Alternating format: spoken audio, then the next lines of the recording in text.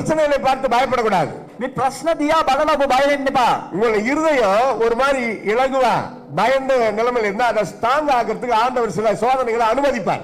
අපගේ අදවත හරි සෙලවෙනව දෙයක්. නමුත් ඒක ශක්තිමත් වෙන්නට දෙවියන් වහන්සේ යම් යම් පොඩි පොඩි පරීක්ෂාවන් එවනු ලබනවා. உபத்திரவங்கள் ஆரம்பத்திலே பயங்கரமா தெரியும். அதுல பழகினவர்களுக்கு அது இனிமையாய் மாறிவிடும்.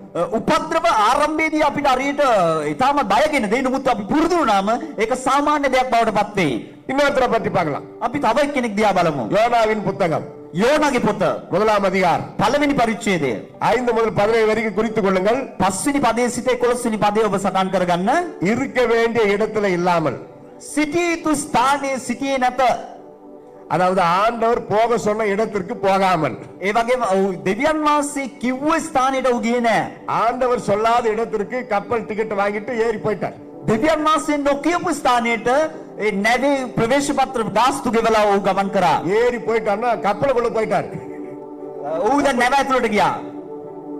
நினிவேக்கு போ மகனேன்னு சொன்னார். අනේ යෝනා නුඹ නිනිවේට යන්න. அங்க போய் டிக்கெட் வாங்குறப்ப என்ன ஆச்சு தெரியல, இவரு கிறுக்கு மாதிரி දැන් මොකක්ද උනේ? එකපාරට මෙයාට පොඩ්ඩක් ඔළුව අප්සෙට් වෙලා தர்ஷீஸுக்கு டிக்கெட் எடுத்துட்டாரு. නිනිවේට ගන්න නැතුව තර්ෂිස් වලට ටිකට් එක ගත්තා. ஓஹோ இவ்வளவு தூரம் வந்துட்டானின்னு சொல்லி ஆண்டவர் பார்த்தார். අයියෝ මෙච්චර දුර ආවද කියලා දෙවියන් වහන්සේ කල්පනා කරා. போயிட்டாரு, கப்பல்ல உட்கார்ந்தாரு.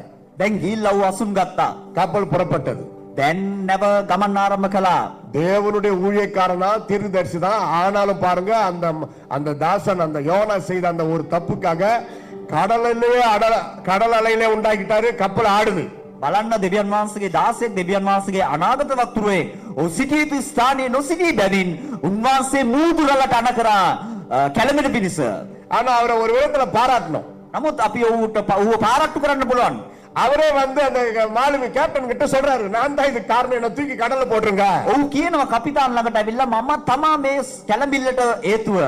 இருக்க வேண்டிய இடத்துல இல்லாமல், සිටිය යුතු ස්ථානයේ සිටියේ නැතුව, இருக்க கூடாத இடத்துக்கு வந்ததுனால සිටින්න ඕද නැති ස්ථානයේ සිටිය නිසා இன்னும் தள்ளி போட்டாங்க. දැන් ඔහුව දැම්මා, තල්ලු කරා. யோனாவை வைத்து செய்ய வேண்டிய காரியத்தை யோனாவை வைத்தே செய்ய வேண்டும் என்று ஆண்டவர் சித்தம் கொண்டதால் யோனாவை காப்பாற்றினார். යෝනා විසින් කළ යුතු දේ යෝනා විසින්ම කරන්න ඕන නිසා දෙවියන් වහන්සේ විසින් යෝනාව බේරගත්තා. அந்த மீனுக்கே தெரியாது. ஆண்டவருடைய வார்த்தைக்கு கீழ்ப்படிது பாருங்க. கரெக்டா வாயை தரக சொல்றாரு. வாயை அதுக்கே தெரியல, ஏன்னா இந்த பெருசா நம்ம தரக்குறோம்னு வாயை தரக்குது. யோனா போய் மீன் வாயில போய் வந்துடுறாரு. බලන්නේ මාළුවා කොච්චර කීකරුද නියමිත ප්‍රමාණයටත් වැඩිය කට ඇරමින් යෝනාව ප්‍රවේශමින් බාරගත්තා.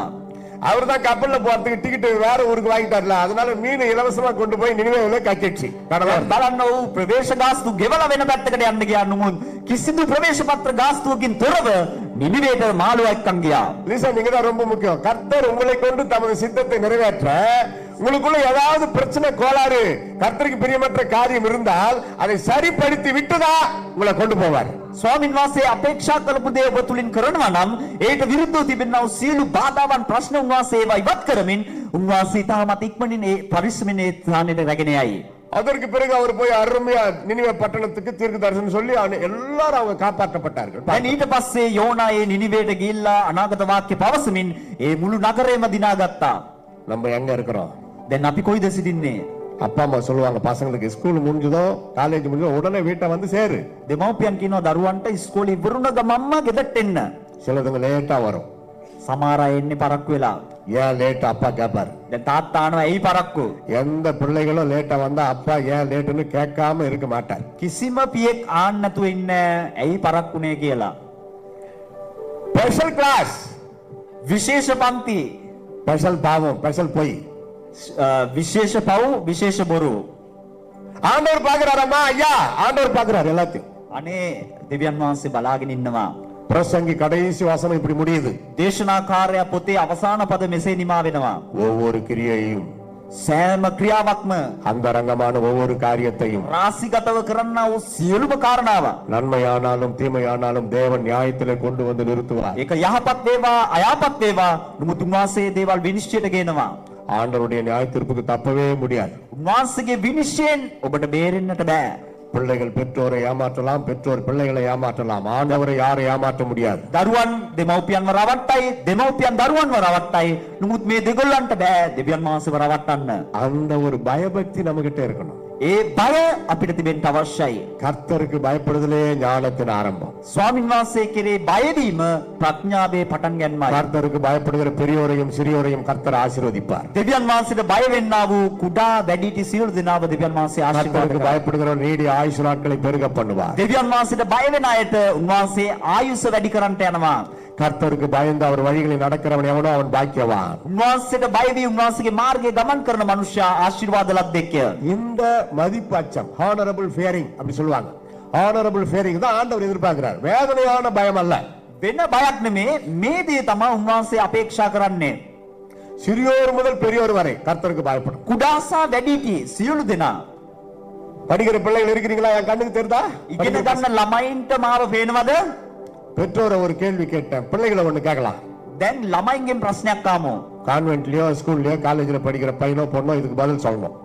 ඉස්කෝලේ ඉගෙන ගන්න ළමයි අනිවාර්යයෙන්ම මට උත්තර දෙන්න ඕනේ. What is the fifth commandment in God's 10 commandments? දෙවියන් වහන්සේ දුන්නා වූ පස්වෙනි ආඥාව කුමක්ද? Who can say? කාටද කියන්න පුළුවන්? 10 கட்டளைகளில் 5ஆம் கட்டளை என்ன? ආඥා 10ක් දුන්නා. ඒකේ පස්වෙනි පනත කුමක්ද? திருமணம் ஆகாத பசங்க தான் இதுக்கு சொல்லணும் பதில். විවාහ වෙච්ච නැති ඉස්කෝලේ යන ළමයි තමයි කියන්න ඕනේ. வயசான பாட்டி சொல்லக்கூடாது. වයසක ආච්චි කෙනෙක් කියන්න බෑ. படிக்கிற பசங்க என்ன சொல்லுங்க? ඉගෙන ගන්න ළමයි කියන්න බලමු. What is the fifth commandment? පස්වෙනි ආඥාව කුමක්ද? இங்கிலீஷ் புரியல, தமிழ். 5ஆம் கட்டளை என்ன? தேவனாகிய கர்த்தர் கொடுத்த 10 கட்டளைகளில் 5ஆம் கட்டளை என்ன? எழுந்து நின்று கூட சொல்லலாம், மதிப்பா டிஸ்கஸ் பண்ணி கூட சொல்லலாம். 2 நிமிஷம் டைம் தரேன். විනාඩි දෙකක් දෙන්න ඔබ කල්පනා කරලා බලලා හරි කියන්න පුළුවන්.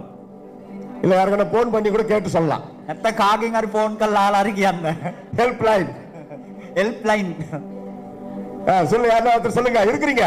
කෝ නැකිටලා කියන්නකෝ. பாப்பா சொல்லுமா. අනේ ළමයි කියන්න. What is the fifth commandment? පස්වෙනි ආඥාව කුමක්ද? இது என்ன ஸ்ரீலங்காக்கு வந்த சோதனை? මේ මොකද ශ්‍රී ලංකාවට ආපු සෝදිසිය පරීක්ෂාව? இந்த பக்கம் මේ පැත්තේ 5ஆம் கட்டளை என்ன? පස්වෙනි පනත அவுட். இந்த பக்கம் මේ පැත්තේ நீங்க படிக்கிற பொண்ணா? அவன் படிக்கிற பொண்ணு மாதிரி மாறிட்டாங்க. இந்த பக்கம் வானத்தின் கீழே பூமியின் மேல இயேசுவின் நாமம் அல்லாமல் வேற ஒரு நாமம். நல்ல வசனம் தான், ஆனா இந்த கேள்விக்கு பதில் இல்ல. அது சொல்லிடுங்க. தாயையும் அந்த பாப்பாக்காக எல்லாம் கை தட்டு. பட்டப்பட்டா பட்டப்பட்டா பட்டப்பட்டா. Praise the Lord. Honor your father and your mother. නුඹේ මවටත් නුඹේ පියාටත් ගෞරව කරන්න. Or you give honor or put on stone upon them. கனம் பண்றீங்களா, கனமான கல்லத்துக்கு போடுறீங்களான்னு இங்கிலீஷ்ல கேட்டேன்.